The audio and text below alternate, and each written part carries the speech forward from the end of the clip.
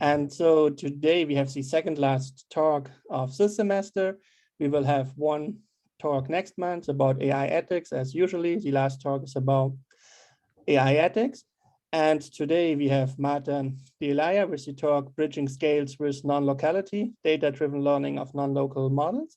And before we listen to her talk, I would like to read her short bio so you know a little bit more about our speaker, and then Marta can start with the talk. So Marta is a principal member at the technical staff at Sandia National Laboratories, where she works since 2014. She's currently part of the data science and computing group at the California site. She obtained her master's degree in mathematical engineering at Politecnico of Milano with Professor Quattroni, and she obtained her PhD in applied mathematics at Emory University with Prof. Vinassi. Here she worked on optimal control in CFD for cardiovascular applications. She was a postdoctoral fellow at Florida State University, where she worked with Professor Gansberger on optimization control for non-local and fractional model. Welcome, Marta, and we're looking forward to your talk. Thanks a lot, Patrick, for introducing me and for having me. I'm really happy to give a talk in this series of seminars. So as it was mentioned, today I'm going to talk about some recent work that we did in the context of scientific machine learning for non-local models. And I'm going to talk about how we use this to bridge scales. The research that you're going to see today is supported by FILMS, which is a DOE Asker project, and MATNIP, which is an LDRD project supported by Sandia. All right, so this is a brief outline of my talk. I will start with some challenges in homogenization, and I will propose our no-local strategy. And then I will introduce a no-local operator learning algorithm. I will talk about different versions of it, and specifically, I will address the problem of building no-local surrogates for subsurface transport. If time allows, I will talk about some other recent work about building no-local neural networks to learn governing equations, and then I'll get to my conclusions. These are the people that contributed to this talk: Christian Glusa at Sandia Labs, New Mexico, John Foster at UT Austin, Stuart Silling at Sandia Labs, Huaichen Yu and Yue Yu at Lehigh, and Xiao Xu at UT. All right, so the systems that I'm gonna look at in this presentation are systems where small-scale dynamics affect the global behavior of the system. And in particular, I'm gonna look at situations where the effects of heterogeneities that happen at the small scales need to be accurately captured to guarantee that the predictions that we make are reliable. Now, clearly, we could use classical models such as PDEs at the very small scales. So if we have heterogeneities and we model these heterogeneities, for example, if there are interfaces and we describe by our PDE and we solve it every single interface that we have at small scales, then we're certainly going to get accurate predictions, but these predictions may be incredibly expensive. We may not even be able to afford them. So this creates the need for upscaled models that act at larger scales, but still capture the effects of the small scale behavior. There is a challenge, though, when we upscale models. There are several pitfalls that may compromise the reliability of the surrogate that we have.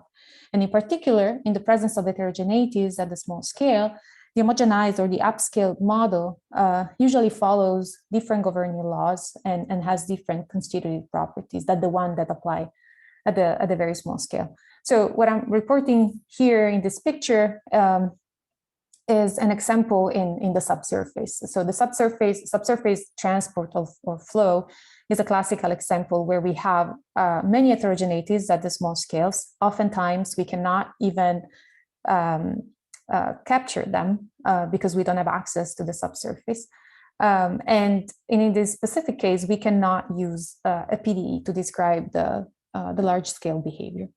So in some sense, we have a capability gap, and we can say that the classical homogenized models may be insufficient to fully reproduce upscale behavior. And what we claim is that integral operators can provide better, at larger scales, can provide better descriptions than PDEs because they embed all the time and length scales in their definitions. So what I have here is a very simple and very general example of an integral operator in space, where the length scale that I was mentioning lies in the support of the integration, in the domain of the integration. And in this case, I picked a Euclidean ball. It doesn't have to be, and delta, the radius of the ball, is the extent of the length scale. Now, even if we assume that we want to go with integral operators for this task, we have another capability gap, and this is the fact that integral operators depend on parameters that are in general unknown, and this happens with any mathematical model. On top of it, constitutive laws in the case of integral operators take the form of kernels or integrand functions, and these cannot be established a priori, and it's very complicated to connect them with physical properties. So this clearly creates a challenge. Still, this doesn't mean that integral operators weren't used in the past successfully, quite the opposite. So we have several examples of the successful use of integral or non-local operators, and probably the most important and popular one is aerodynamics, where integral operators are used for non-local mechanics. But in the context of homogenization, and going back to the subsurface example that I brought up at the beginning, fractional operators are the perfect example of a success story in the use of integral operators. So here I have the most popular fractional operator in its integral form. It's the fractional Laplacian. As you can see, it's an integral operator. It doesn't depend on the derivatives of the solution. So the use of integral operator relaxes some of the regularity assumptions that we may need with PDEs. And this takes the role in a diffusion advection equation, takes the role of the Laplacian. But the difference is that it allows us to describe anomalous diffusion. So the point here is that as soon as we go from the small scale to the large scale, we cannot use a PDE because some anomalous effects appear. And the best way to capture these anomalous effects is by using fractional operators. Just as an example, this is an old paper by Daniel Benson, dates back in the 2000s. It's an example of how better fractional or integral operators can be in describing upscaled heterogeneous behavior. So what we have here is a graph of the solute concentration in subsurface transport. The dots are the data. The thick line is alpha stable, which means it's the solution of a fractional equation, and Gaussian stands for the solution of a PDE. And well, I picked a very, very lucky example where the match of the fractional model is incredibly better than the classical one. But this is certainly an example that shows you how better integral operators can be.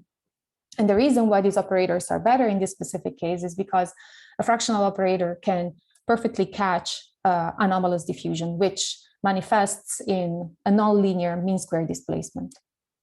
All right, so what we have here is that the kernel or the integrand function of the operator is established a priori.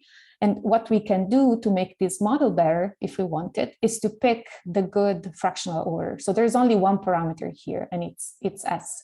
So if we want an optimal fractional Laplacian, we look for the optimal S. We want to go beyond this, and we want to find the optimal functional form of the whole kernel, and not just parameters of a prescribed kernel. So this is going to be our objective here. Now, how are we going to do this? So this is the recipe that we're going to use. We're going to combine machine learning or optimization, physics, surrogates, and functional analysis. Now, let's be more specific. What I mean by analysis, I simply mean integral calculus. So what we want to do is, so we already know that combining physics and machine learning is a successful, it's a winning strategy. What we want to add is the integral calculus, because we're using integral operators, otherwise we would use standard calculus. But we want to make sure that the models that we learn are guaranteed to be well posed, are guaranteed to have a solution and to be stable, so that we don't have to worry about this once we have the model.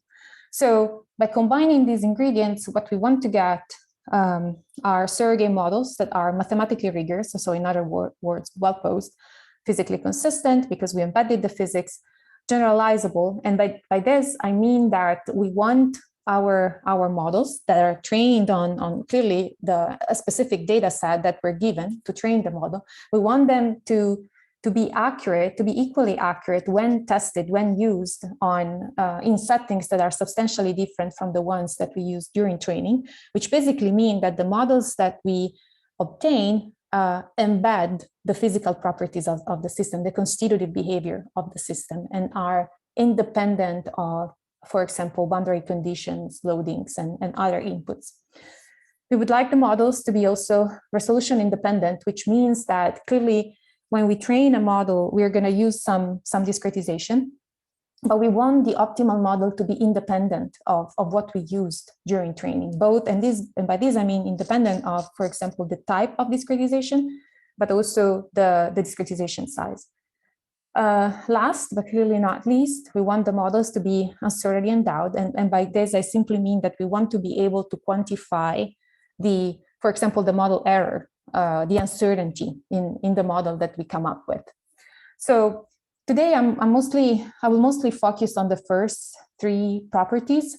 I may get to say something about being resolution independent, but I won't touch on the uncertainty aspect. All right, so the working assumption here is that we can collect some high fidelity data, or we can perform some small scale high fidelity simulations. In our works, we used different types of data sets. When we bridged the molecular scale to the continuum scale, we used molecular dynamics simulations. We can use DNS solvers, we can use finite element solvers on very, very fine grids or particle simulations. And as we move forward, for each application, I would say what we used in that specific context. So the goal, going back to my very first slides, is to learn a non-local operator, since we established that non-local operators provide better descriptions when we want to upscale a model, because they basically embed length scales. So we want to learn an optimal non-local operator that acts at larger scales and still captures the effects of small scale behavior. And depending on the problem that we have, a wave equation, an elliptic problem, we want to make sure that this system reproduces the data set that we have and goes beyond it, so it can generalize. Okay, now there is an important part here, which is the combination of machine learning and physics.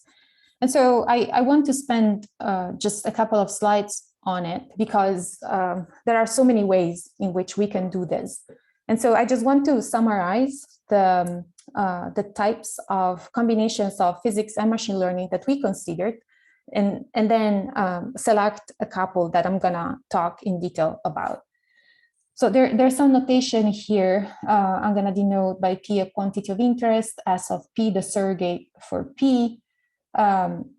And then we have a surrogate for a solution map, also for the quantity of interest P. Then we have some inputs and some model parameters. So the way we combine physics and machine learning algorithms, I think, depends on how much we trust the physical knowledge that we have. And we can go from good physical knowledge to very poor physical knowledge, but we can also have something in between.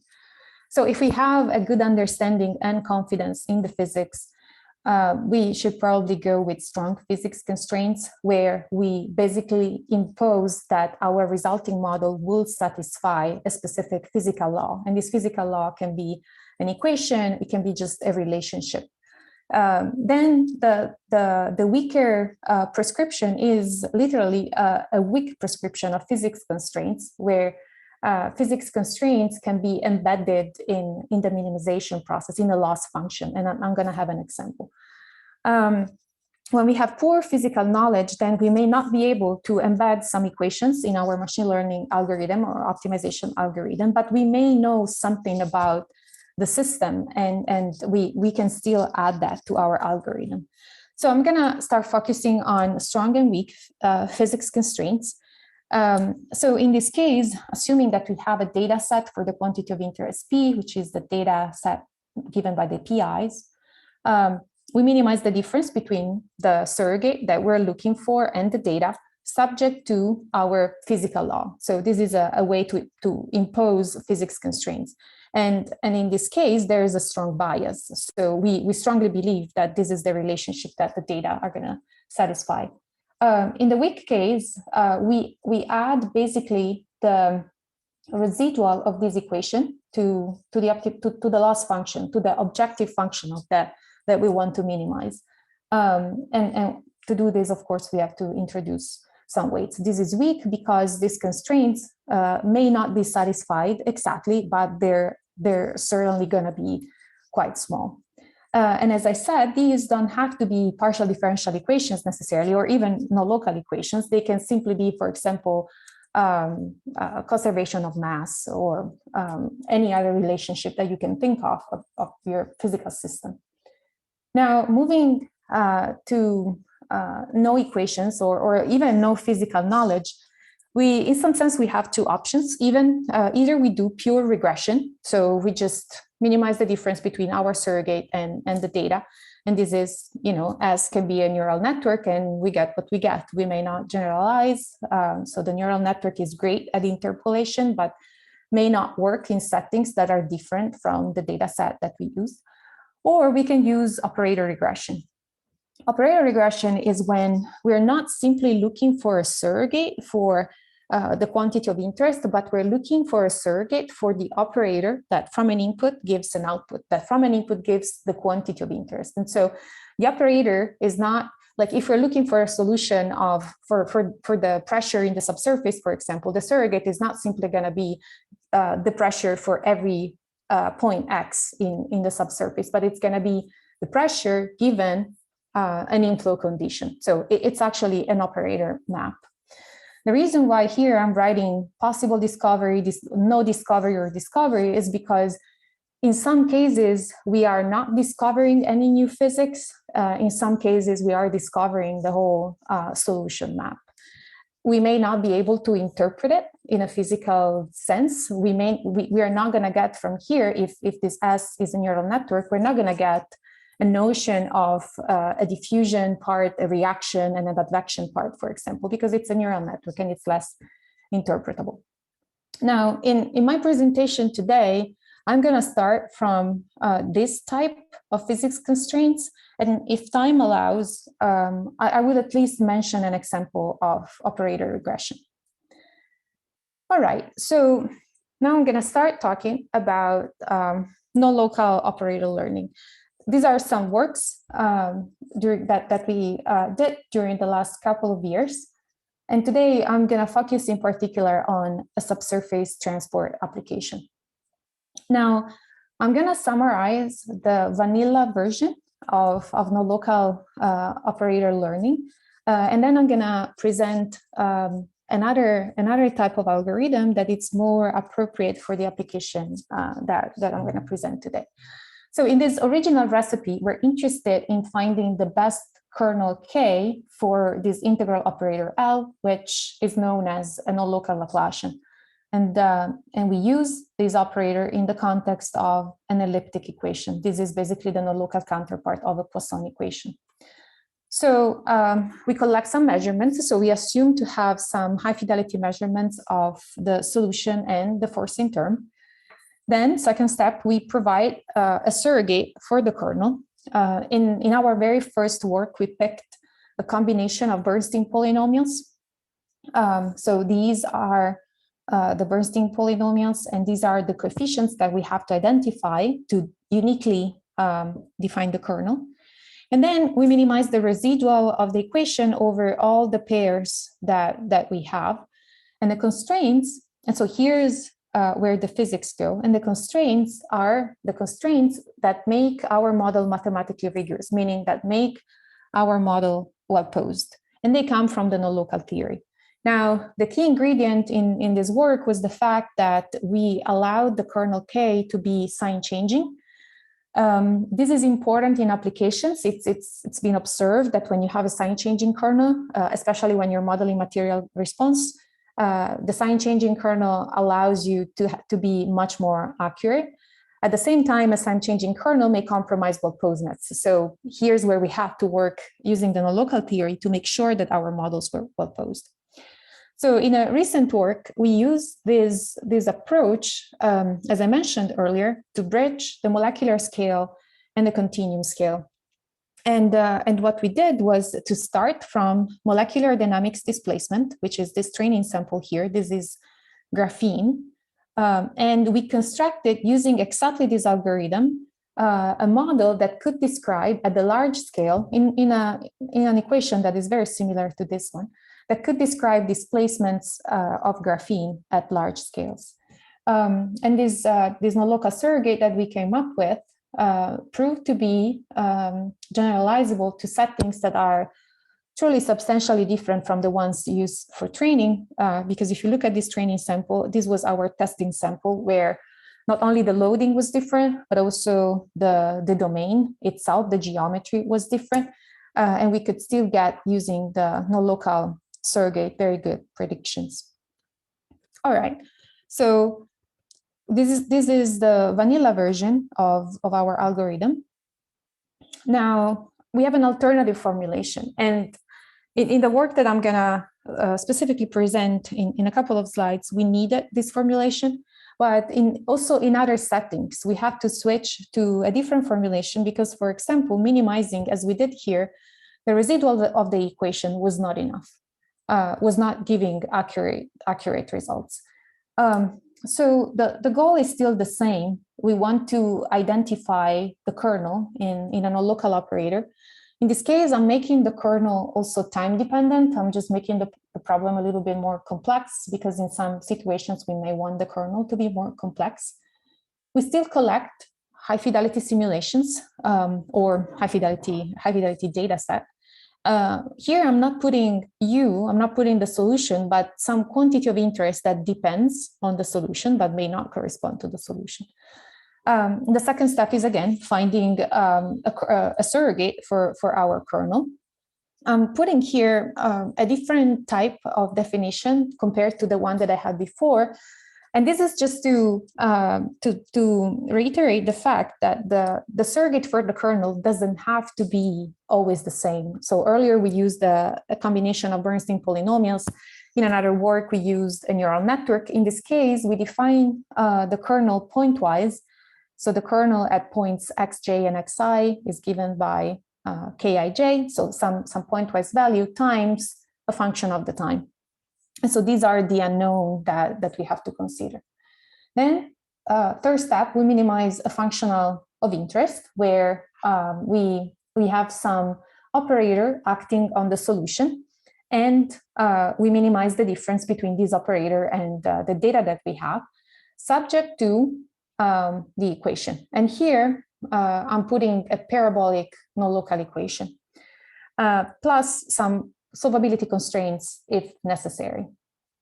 As you can see, we are in the case in which we are prescribing the physics exactly, meaning that we're confident that this is the physical law that we're going to satisfy, and we're going to impose that our solution satisfies it exactly. An example for the operator acting on the solution can simply be the trace of a function in a specific surface, for example, within the domain. So we may just select planes in a 3D domain and evaluate the function there and minimize the difference between the observed quantity of interest there and the surrogate that we have. So we used this approach in non-local in wave propagation, and the concept here was to develop non-local surrogates for the displacement, the wave displacement at scales that are much larger than the microscale, where we have heterogeneities. So the idea is we have an object that presents heterogeneities at the macro scale, and we use at larger scale a non-local model that can capture the effects of these heterogeneities. All right, now I'm going to move to the specific application that I would like to discuss today, which is anomalous transport in heterogeneous media. And here you can find the reference for the preprint.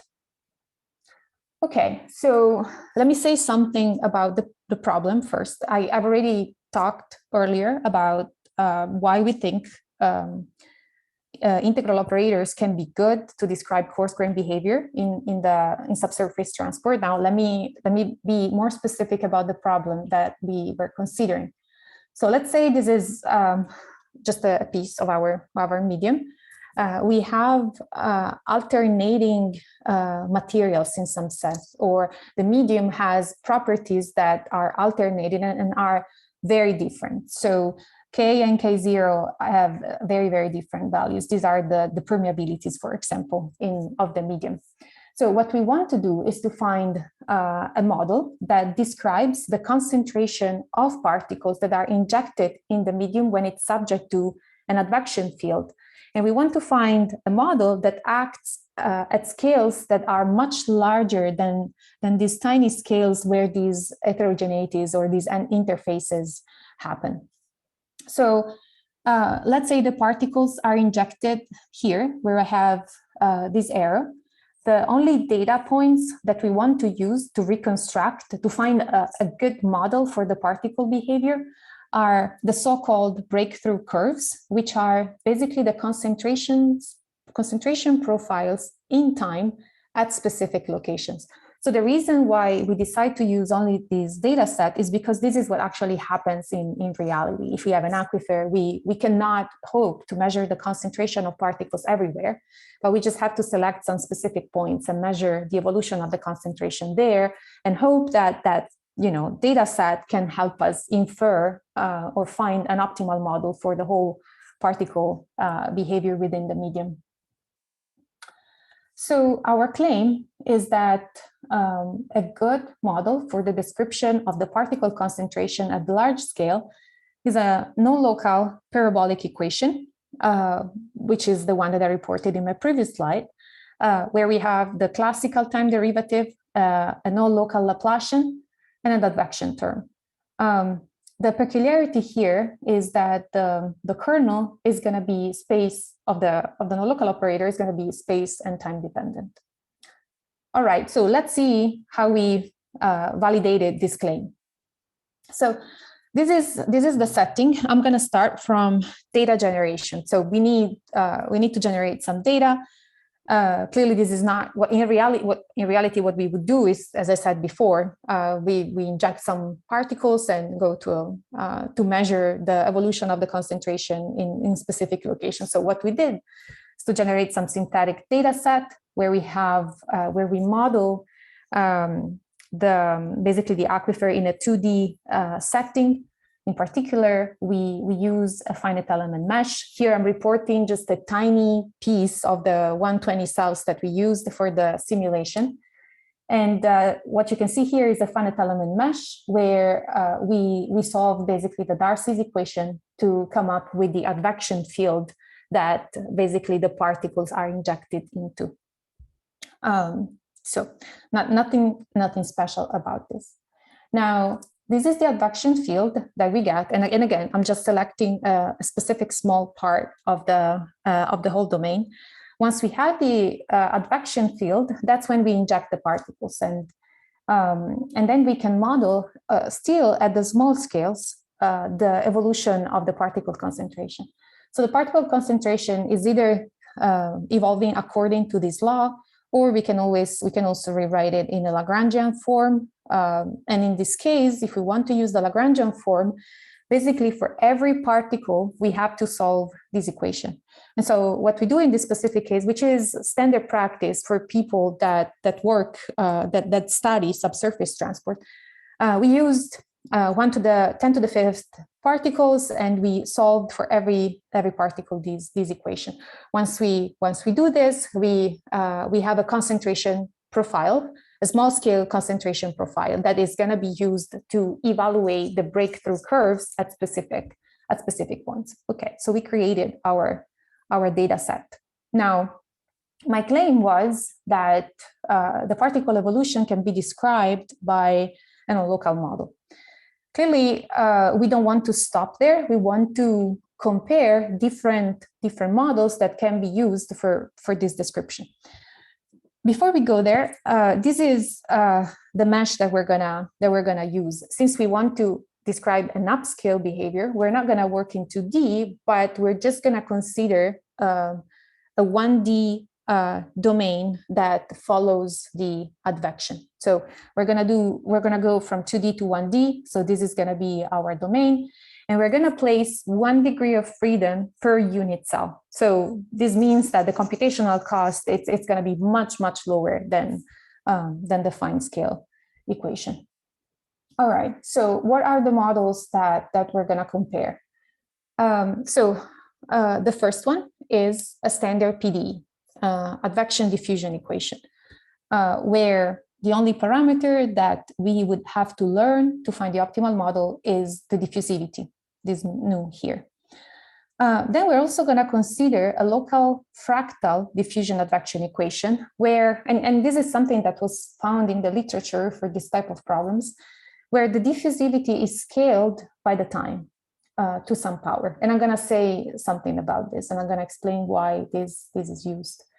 And then we have our nonlocal diffusion advection equation, which is the one that I presented at the beginning, where our kernel is a function of space and time, and in particular, the dependence of time is a power law. Now, why do we do this? Why do we want the kernel to be a function of the time? And in particular, why are we picking this specific function? So as I said at the beginning, an important indicator of the type of diffusion that we are observing is the mean square displacement. The mean square displacement is a function of the time that tells us how particles move with respect to a reference position in time. So it's often observed in subsurface transport that the mean square displacement is not linear. However, it's very well known that an equation of this sort has a linear mean square displacement. The heat equation can only have a linear mean square displacement. Another important observation is that when we consider a fractional integral operator, then the mean square displacement is not linear, and it's actually a power law, which means those are very good candidates for obtaining this behavior. Fractional models, however, are complex because they have singularities in their kernel, and they work on infinite domains. So we want to work with operators that have kernels that are truncated, so they are supported in small regions. But the main problem with that is that as soon as you truncate an operator, the mean square displacement becomes linear in time, and this is not what we want. And so that's why we introduce in the kernel this scaling in terms of time, so that we can recover a nonlinear mean square displacement and match our data. Now, alpha is a parameter that we're going to learn, so it's not something that we decide a priori. All right, after this whole explanation, we can look at the algorithm now formulated for this specific problem, and then we can look at some results. All right, step one is collecting high fidelity data. And what we do is to collect, using the particle simulations that we had, we collect high fidelity breakthrough curves. Using the notation in my previous slides, B is what we're gonna observe. And it's basically the high fidelity concentration at specific points. So X1, X2, we may have X3. We just look at the concentration profile. So these are functions of time. I've already talked about the kernel approximation. Here's what we're going to use, and we're going to minimize the difference between the predicted breakthrough curve using all of our models, the 3 models that I introduced, plus some physics constraints that I will talk about, the penalization of the physics constraints, subject to the concentration satisfying the governing law that we picked, so strong physics constraints. Plus, to obtain a well-posed problem, we're gonna assume that the kernel is positive. It doesn't have to be positive for well-posedness. I can say more about this and about why we want the kernel to be positive. I'll leave it for later if somebody is interested. Okay, so just some notes about what we're doing here. Here, we're minimizing the mismatch between the predicted breakthrough curve and the breakthrough curve itself. These are additional physics constraints, and these are added because there are more details in the paper, clearly. We modified our equation to get rid of the advection. So we basically subtracted the advection from our equation, and these constraints make sure that the equation that we're learning is advection-free. Again, more details in the paper. I thought this is a technicality that doesn't deserve too many details in a presentation. All right, finally, some results. So what I'm gonna do here is to compare the three models that I proposed at the beginning. So the standard ADE, advection diffusion equation, the fractal one, and the nonlocal one. For all of them, we use the same algorithm. So for the ADE, we find the optimal diffusivity. For the fractal, we find the optimal diffusivity and time scaling. For the nonlocal, we learn the whole kernel.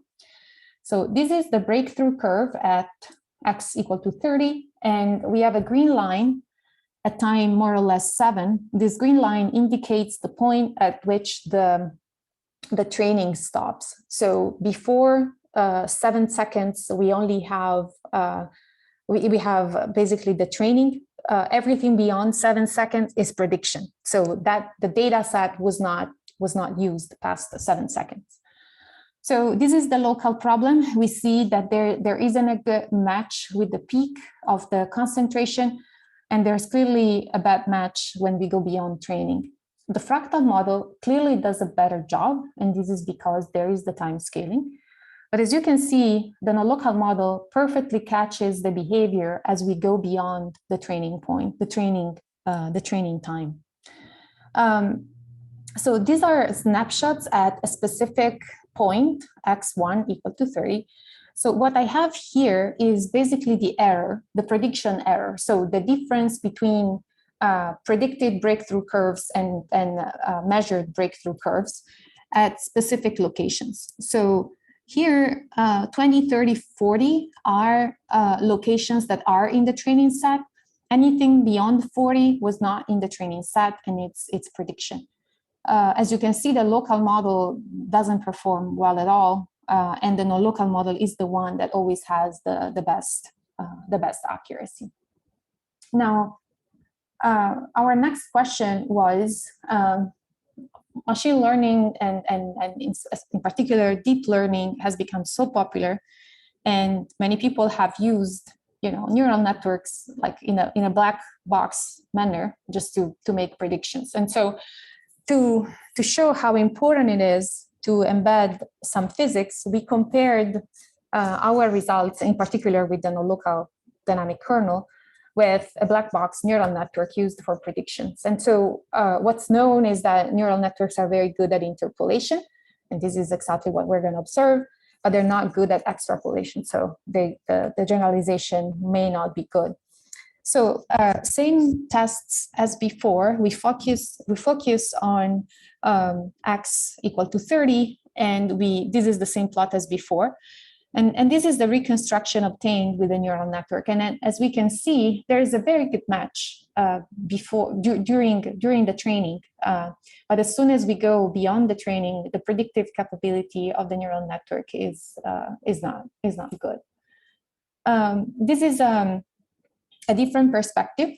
Here we're plotting the prediction error using at different points for different breakthrough curves, using our nonlocal model and using the neural network. And once again, we see that as soon as we go beyond training, the neural network doesn't do a good job.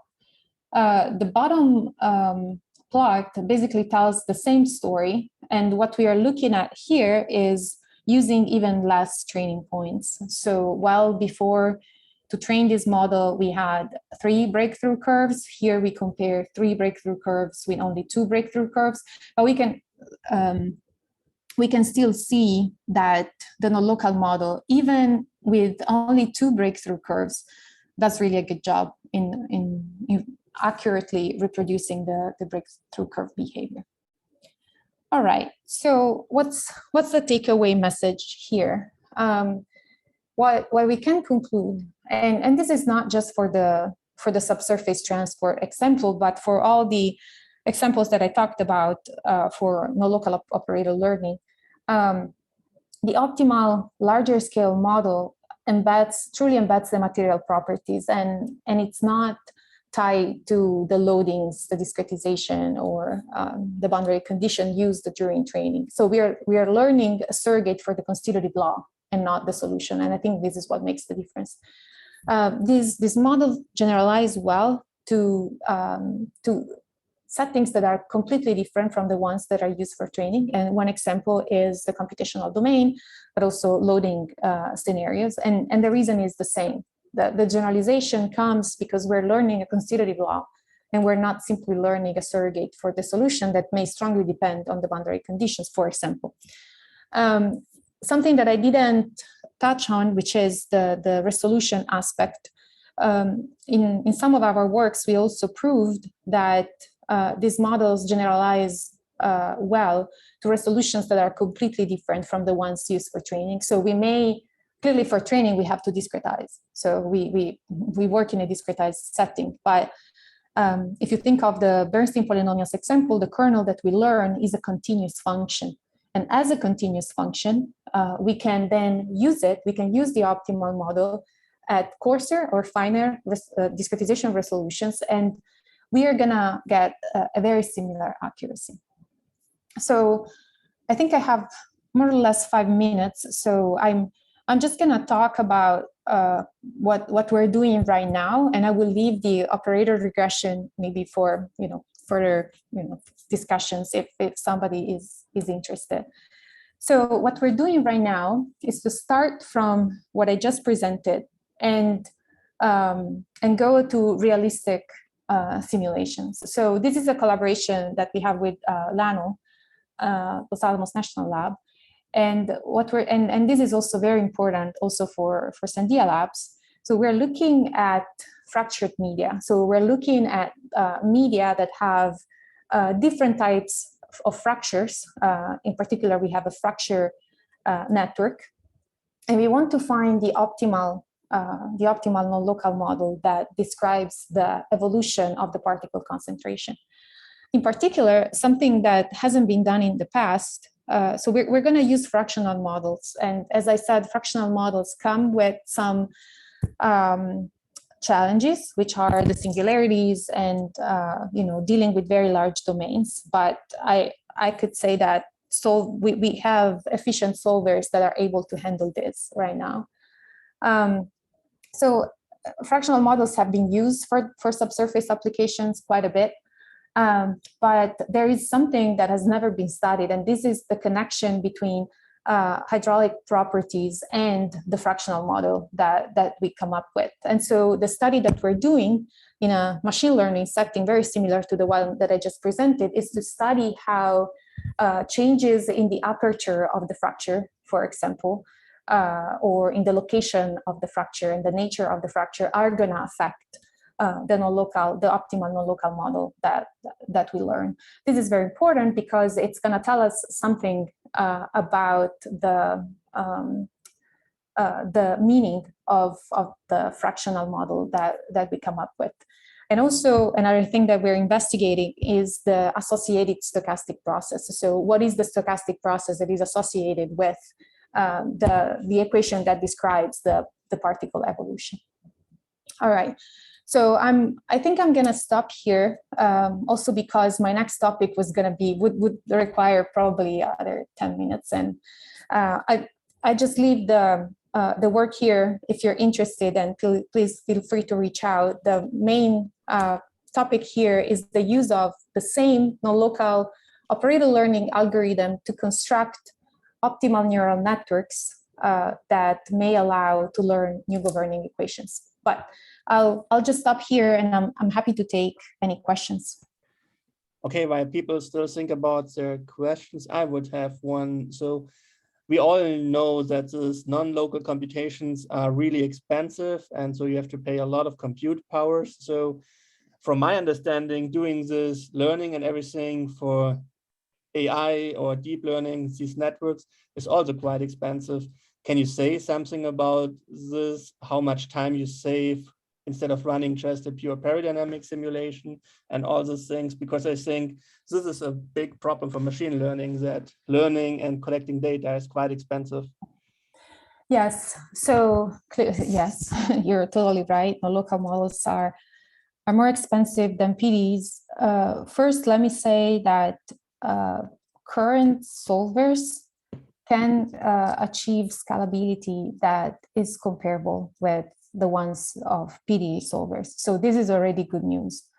In the context of machine learning, and in particular of the operator regression technique that we're using, we try to go with the minimization of the residual as much as we can. And this is because when you minimize the residual, of course, you still have to spend time assembling the non-local operator, which is more expensive than the local, simply because you have more interactions. But at least in the evaluation of your objective function, of your loss function, you have a matback. You don't have to invert any operator. So this has been always our first choice whenever we try to tackle a new problem. But there are cases in which it just didn't work. So, for example, we did a study for a bond-based paradynamic model. Clearly, it's a wave equation, and what happened is minimizing the acceleration, because that's basically what we're minimizing. I think it was just not enough. We needed to go, beyond that, and so what we had to minimize was the difference between the displacements. But that implies that at every iteration you have to solve for the displacement. As soon as you change the kernel, you have to invert the matrix. It's clearly more expensive, but I want to see the learning as an offline step. And if you see the learning as an offline step, clearly the generalization becomes fundamental. So if you learn a model and that model works just for the specific settings that you used during training, well, then you're basically wasting your time in some sense. But if you make sure that your model can generalize well to new loadings, new boundary conditions, and even new domains, then I think it's worth wasting some time on learning optimal models and then use them in different scenarios. Okay, thanks for the answer. So we have one question in the chat. I will read it. So Sure. Whiting is asking us, I have a question on the determination of non-local range of non-local operators. I would like to ask if the non-local range has also been considered as a parameter of optimization. Mm-hmm. Yeah, the extent of the interactions. In our first work, we didn't learn delta, so delta was fixed. Later on, we embedded delta in the parameters to be learned. And you can do this in I would say, two different ways. What we did, for example, in the molecular dynamics work, we did a bi-level optimization type of procedure where we first find the outer loop of the optimization has delta. And for every delta that you explore, you find the optimal kernel, and then you pick the delta and optimal kernel that do best at validation. So this is a procedure. Another procedure, we haven't published that work, but hopefully we will soon, is we're modeling the kernel using a neural network. And what we observed is that, and we did this using a manufactured solution, the neural network is able to catch the truncation. So what we did was to pick a delta that is maybe slightly bigger than what we expect. And we let the neural network itself capture, the truncation.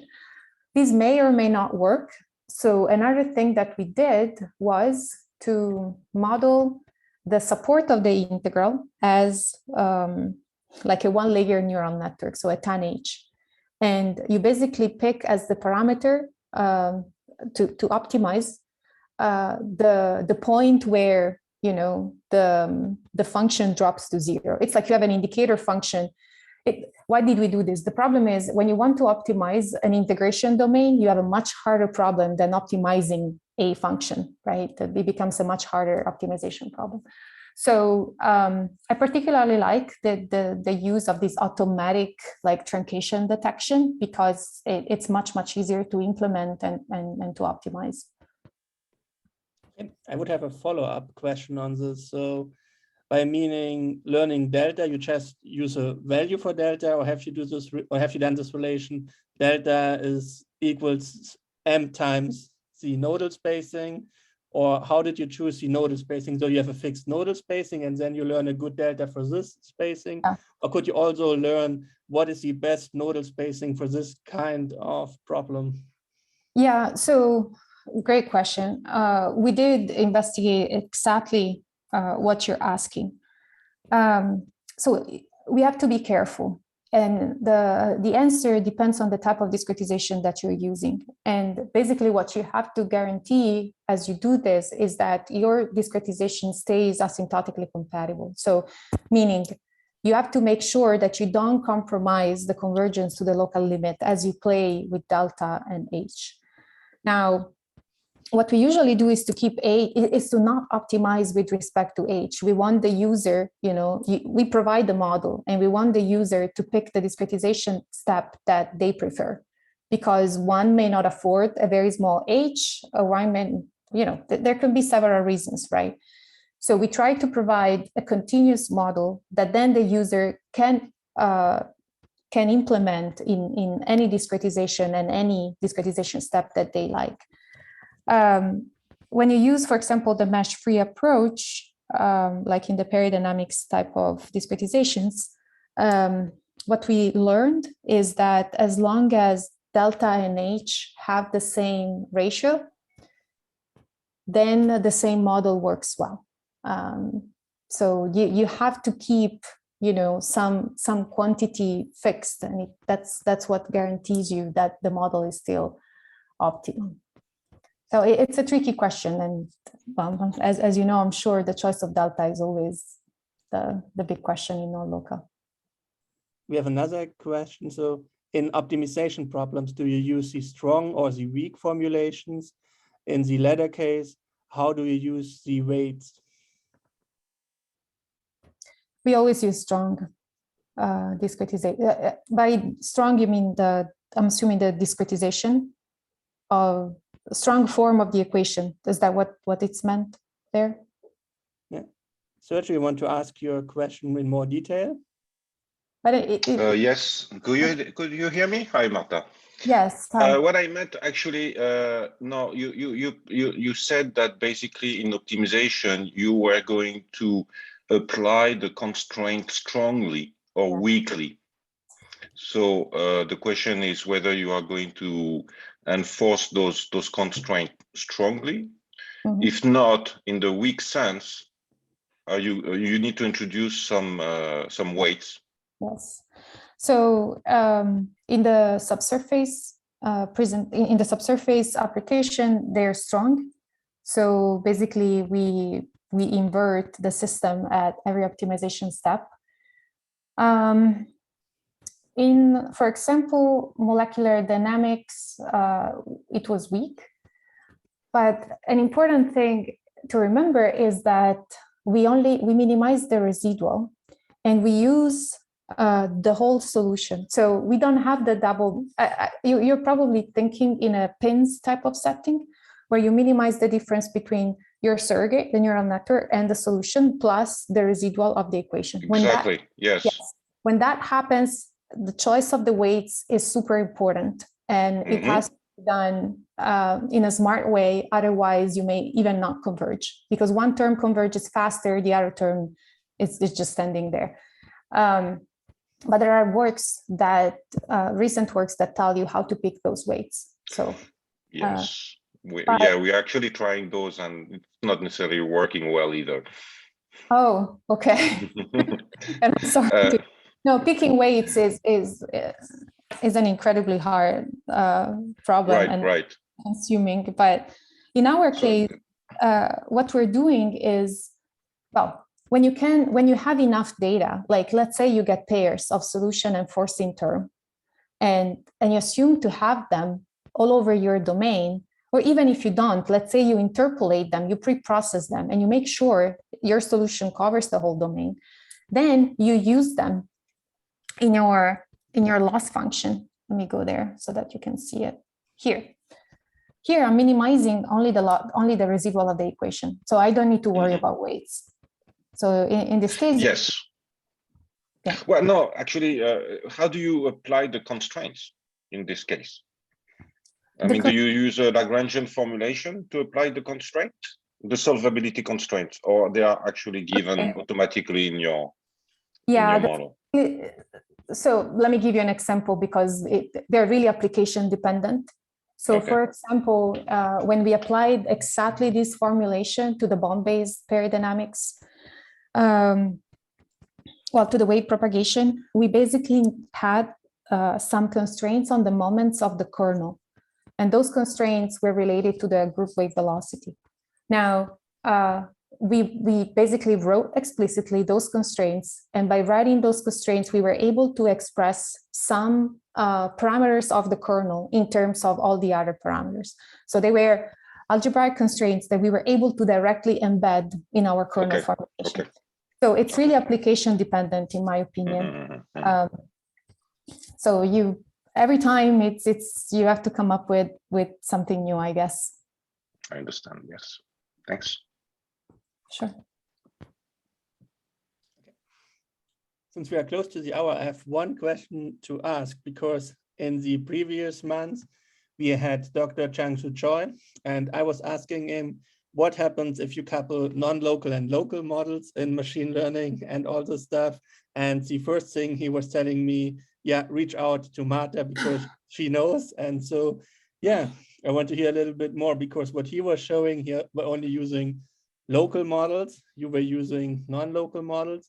And I think it would be really interesting to do some coupling, because we do not have to use the expensive non-local model everywhere in the domain. And so, yeah, what is your opinion here? Because I think this is really tricky to do the learning of the two different models and have interfaces or overlap zones.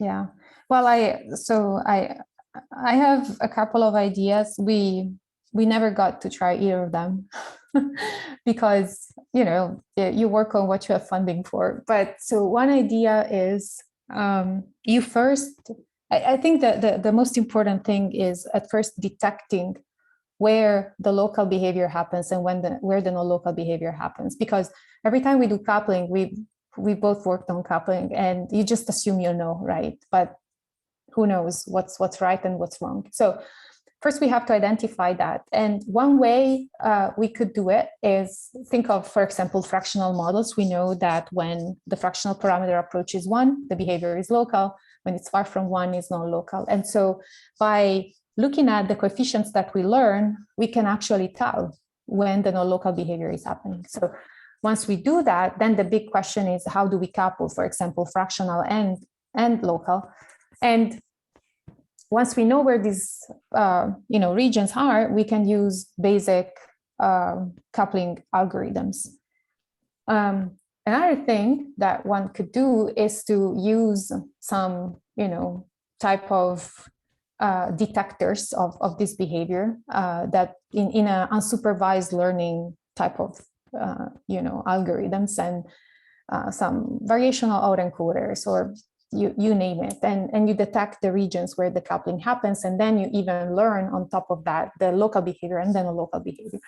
So as I said, we never attempted either of these approaches. I see the fractional much easier, because it's just a matter of learning one fractional parameter, and that tells you everything about the dynamics of the system. But yeah, that's where I stopped. Great ideas. Okay. thank you so much for this excellent talk. I could not see any more questions, and thanks for giving this talk, joining us.